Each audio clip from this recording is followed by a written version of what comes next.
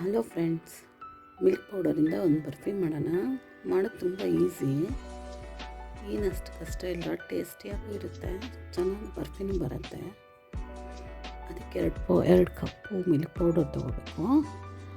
1 cup ಸಕ್ಕರೆ, 1 ಕಪ್ಪು ಬೆಲ್ಲ ಪಾಕ ಮಾಡ್ಕೊ, 1 ಗ್ಲಾಸ್ ನೀರು ಹಾಕಿ ಪಾಕ ಮಾಡ್ಕೋಬೇಕು, ಇಡಬೇಕು.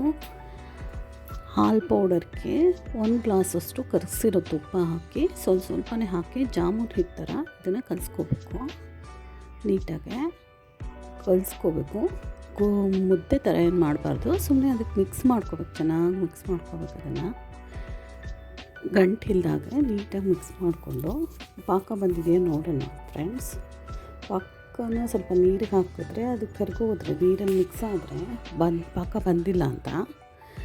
ಆಮೇಲೆ ಒಂದೆಳೆ ಪಾಕ ತೆಗಿಬೇಕು. ಇದನ್ನು ಕಲಸಿ ಇಟ್ಕೊಂಡಿರೋ ಮಿಲ್ಕ್ ಪೌಡರ್ನ ಪಾಕದಲ್ಲಿ ಹಾಕಿ ಚೆನ್ನಾಗಿ ಮಿಕ್ಸ್ ಮಾಡಿ, ಅದಕ್ಕೊಂದು ಸ್ಪೂನು ಏಲಕ್ಕಿ ಪುಡಿ ಹಾಕಿ ಚೆನ್ನಾಗಿ ಮಿಕ್ಸ್ ಮಾಡಬೇಕು. ಇದನ್ನು 5 ನಿಮಿಷ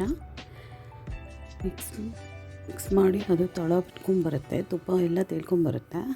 ಅವಾಗ ಇದನ್ನು ಟ್ರೇಗೆ ಶಿಫ್ಟ್ ಮಾಡಿಕೊಂಡು ಅದನ್ನೆಲ್ಲ ಚೆನ್ನಾಗಿ ಲೆವೆಲ್ ಮಾಡ್ಕೋಬೇಕು. ಮಾಡ್ಕೊಂಡು ಆಮೇಲೆ ಅದಕ್ಕೆ ಗೋಡಂಬಿ, ದ್ರಾಕ್ಷಿ, ಬಾದಾಮಿ ಪೌಡರ್ ಮಾಡಿಕೊಂಡು ಆ ಪೌಡ್ರನ್ನ ಅದ್ರ ಮೇಲೆ ಉದುರಿಸ್ಕೊಂಡು ಸೆಟ್ ಮಾಡ್ಕೋಬೇಕು. ಅದನ್ನು